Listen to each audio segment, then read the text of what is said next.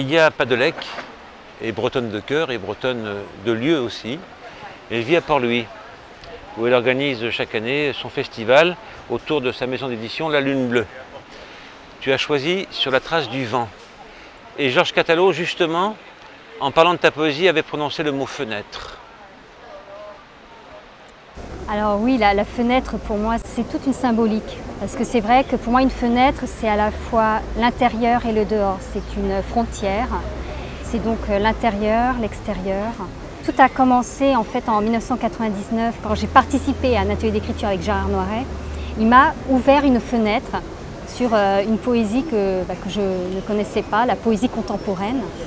Et donc c'est là que j'ai commencé à m'intéresser en fait à la poésie d'aujourd'hui. Mais cet amour du mot, de la poésie et des poètes est né beaucoup plus tôt. Alors oui, c'est vrai que j'ai commencé à écrire à l'âge de 15 ans, mais bon, c'était des poèmes d'amour. Donc en fait, c'est surtout à travers l'école que j'ai commencé à lire des poètes. Donc j'ai appris les récitations, René Guigadou, Victor Hugo. Et puis après, au lycée, j'ai découvert Arthur Rimbaud, Paul Verlaine et puis Robert Desnos, que j'adore. Un de tes derniers livres, Et ce n'est pas la nuit, publié chez les éditions Henry, chez Jean Le Bohel, il y a une métrique que tu emploies, comme si tu dialoguais avec Paul Éluard. J'écris, j'écris. Ça m'a fait penser au fameux poème « J'écris ton nom, liberté ». Justement, j'ai écrit ce recueil en lisant Guilvic, parce qu'il y a effectivement une section dans Carnac, voilà, c'est Sphère. C'est dans la partie Sphère où justement il écrit ses poèmes, dont extrait justement Je t'écris d'un pays où il fait noir et ce n'est pas la nuit. Et c'est à partir de là en fait que j'ai eu l'idée d'écrire ces poèmes adressés donc à mon ami. Court poème donc. Là oui, ce sont des très courts poèmes. Comment et pourquoi tu t'es mis à écrire des haïkus? Alors, avant de trouver ma voix, VOX, j'écrivais surtout des poèmes inspirés du surréalisme. J'étais très imprégnée par le surréalisme et je sentais qu'il manquait quelque chose.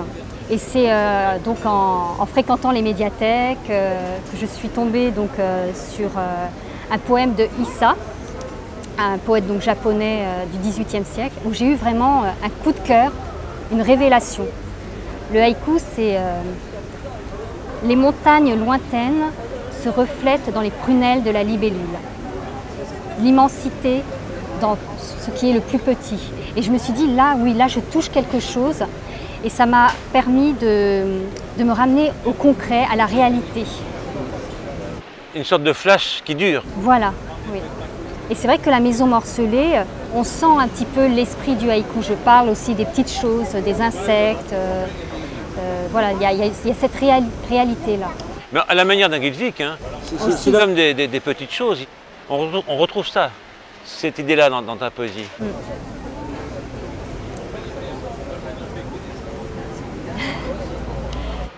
Peux-tu parler de ta Bretagne? Alors c'est vrai que ma poésie est imprégnée par la Bretagne, par ses paysages. Je suis très imprégnée aussi par l'océan, parce que j'ai toute mon enfance aussi qui a ce vécu-là par rapport à la mer. Donc, quand j'étais petite, j'allais souvent camper avec ma grand-mère, mes sœurs et mes cousines. Donc j'ai cette histoire aussi avec l'océan.